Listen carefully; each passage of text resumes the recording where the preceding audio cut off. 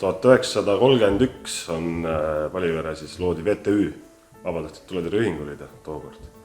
Ja 5 meest seda tegid, kohalikud mehed kõik siin. Tänaseks on nad muidugi kõik meie seast lahkunud juba.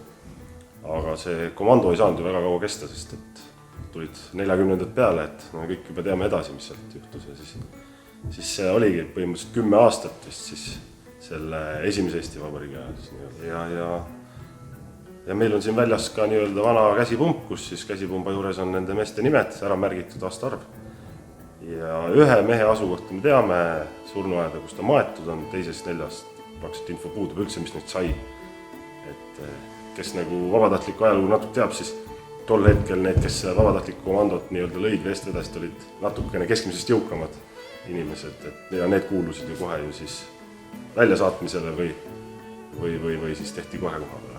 Üks fakt, mis praegu kohe meelde tuleb meie enda inimeste memaaridest, et ka siin tehti siis nii-öelda püssipauke ja see vana pritsukuur nii-öelda on saanud ka kuulitabamuse, nii et selles mõttes siuke fakti juurde.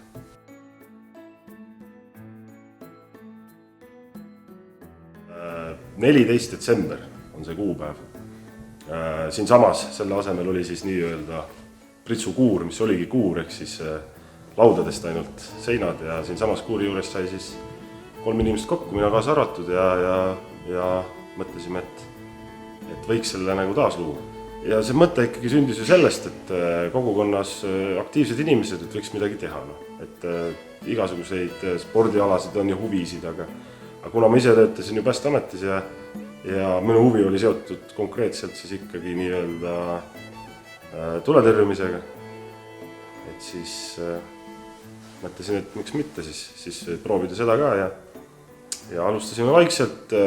66 auto saime me Kirblast, endine siis Lihula auto ja kõige ennem oli ta Taeblas jõusuda teha siis.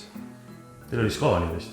Ja Scania me selles mõttes ossime ka hilisemas faasis, aga Scania kui ta meil jäi ta põhimõtteliselt ennetustegevusteks, sest et tegelikult tulekahjul me selle autoga kunagi ei käinudki ja mis seal salata, alguses ju polnud meil ka nii-öelda paar üksikut C-kategooria meest, kes sai siis kohe nii-öelda alarmi koolitusega peale ja polnud meil neid sõitjaid ja see Scania nii-öelda tundus tol hetkel palju keerulisem käsitleda kui see Kass 66, et siis otsustasin, et selle peale ja seda enam, et Kass 66 on maastiku läbivus ju palju parem, ja selle peale me rõhusimegi just, et suveaegadel, kui on need maastikupõlengud, et me saaks appi minna.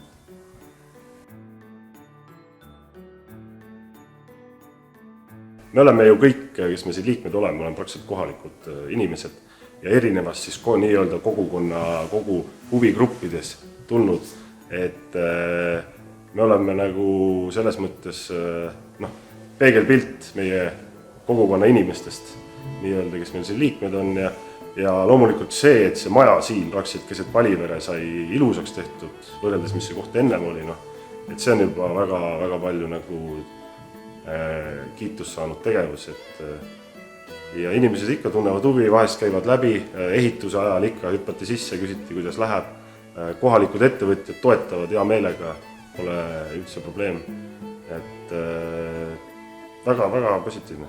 Et vahest on ikkagi, võin öelda, et uskumatult hästi on positiivselt suhtutud. Ja mis see tuleviku plaan on? Mis järgmine unistus on? Ega ausalt öeldes, ega tegelikkuses see oligi unistus ja see unistus sai tegelikult täidetud. Ja ma hetkel küll ei näe nagu vajadust siit nüüd kuidagi veel edasi minna, sest et tegelikkuses kõik selleks, et tagada valvevahetust, tegeleda ennetustegevusega, hoida kogukonnas seda ohutussõnumit,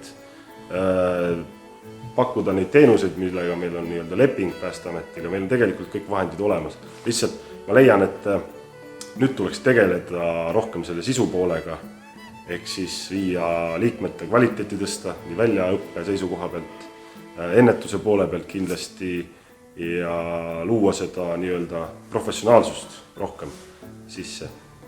Et ma ise isiklikult ei leia, et peaks kuhugi arenema, sest et et kui asi toimib, siis ei pea kogu aeg muutma asju, et siis ongi toimiv asi ja lihtsalt ajapikku ta parendad teda natukene või natukene modifitseerid, aga üldiselt ja teenust me juurde ei kavatse hetkel võtta, sest et me tunneme, et see, mis meil praegu on, me saame sellega hakkama, täitsa kinni ei taha ennast panna, hetkel see meil üle jõu ei käi, me suudame seda kõike üleval hoida, tagada 24/7 seda teenust ja see ongi nagu kõige olulisem.